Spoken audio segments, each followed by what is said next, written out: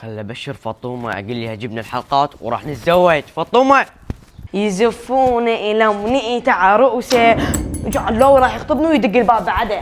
لابو ام الجهال، هلا بالحلوه مالتي جايب لك شلون بشاره. انت احلى بشارع عدي يا البوتك مالي. يا معوده عفو البوس، بعدين تدرين البارحه سوينا؟ اوف يوم طالع حلو كيوت، قل لي سويته. البارحه اشترينا حلقات واشترينا ملابس حتى باكر اجي خطبك.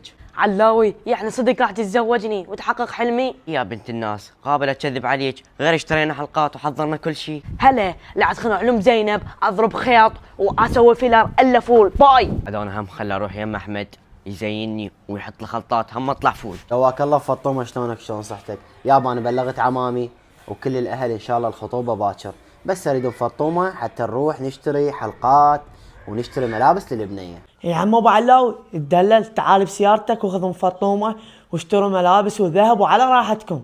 الف رحمه على والديك، اهم شيء فطومه. عيون ابو علاوي شنو اهم شيء فطومه؟ عيون ابو فطومه لا يروح بالك بعيد، بس هي تعرف القياسات مفطومه وتعرف ايش تشتري للبنيه. يلا عيني مع السلامه، وان شاء الله باكر نحول عليكم. اويلي وفطومه باكر افر بيها بغداد كلها.